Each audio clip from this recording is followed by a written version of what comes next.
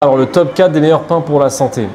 En fait, à l'origine, le pain, c'est pas forcément un aliment de diète, c'était un aliment de survie, parce que en fait, en Mésopotamie, à l'époque, ils avaient créé un aliment qui nourrissait dans un but de survie. Aujourd'hui, c'est devenu un aliment plaisir qu'on consomme parfois en trop grande quantité à tous les repas. Là, l'idée, ça va être de trouver des pains un peu plus sains et qui se rapprochent des pains de l'époque. En fait, on a fait muter le blé récemment pour qu'il soit beaucoup plus rentable au niveau industriel.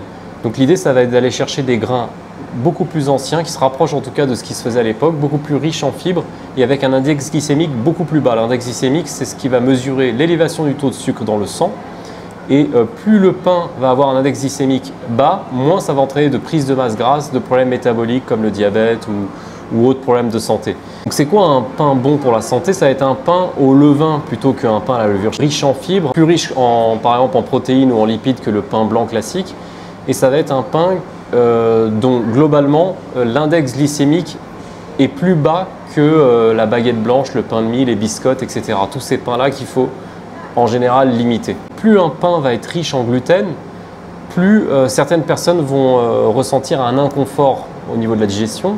Mais attention, les pains semi-complets ou complets, donc ceux qui contiennent l'enveloppe du grain, certains digèrent mal ces pains. Donc l'idée, ça va être de trouver un bon équilibre entre un pain avec un index glycémique bas, riche en bons nutriments, en vitamines, en minéraux, et le plus possible dépourvu de gluten.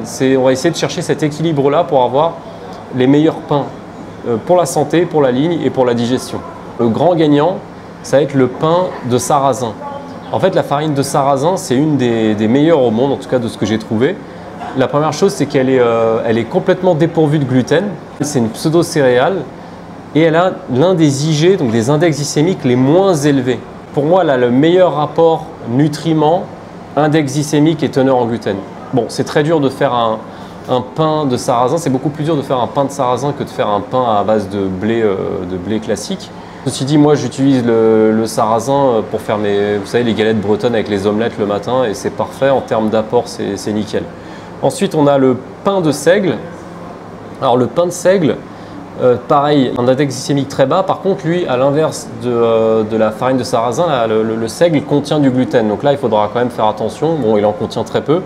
Mais voilà, je le mets quand même en deuxième position. Le pain de petite épaule, pareil, IG assez bas.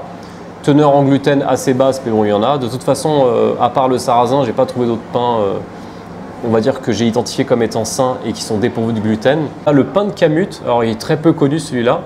C'est fait à partir d'un grain qui est cousin du blé et qui provient d'Iran. Donc il s'était cultivé il y a 5000 ans en Mésopotamie, donc pareil, un grain ancestral.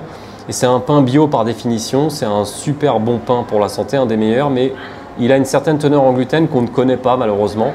Donc, si d'aventure vous deviez rentrer dans une boulangerie qui n'a pas ces pains un peu alternatifs, optez pour la baguette tradition parce qu'en fait elle a un temps de fermentation beaucoup plus long que la baguette blanche et elle suit des standards bien spécifiques.